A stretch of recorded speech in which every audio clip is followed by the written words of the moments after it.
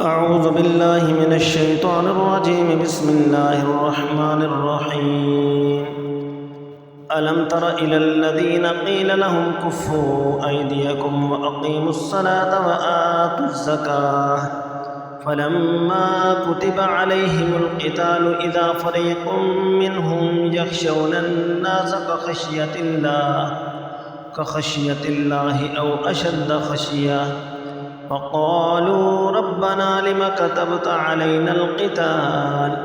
لولا أخرتنا إلى أجل قريب قل متاع الدنيا قليل والآخرة خير لمن اتقى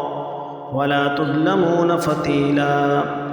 أينما تكونوا يدرككم الموت ولو كنتم في بروج مشيدة وإن تصبهم حسنة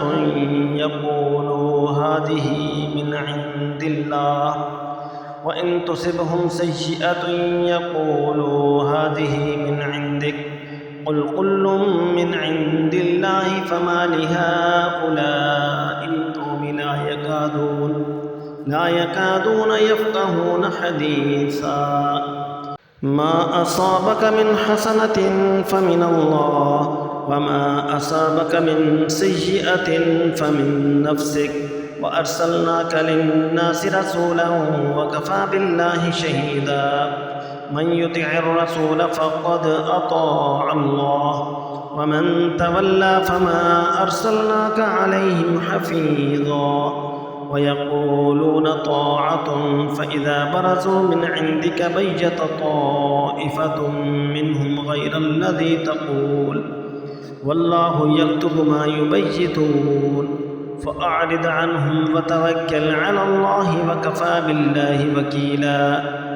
أفلا يتدبرون القرآن ولو كان من عند غير الله لوجدوا فيه اختلافا كثيرا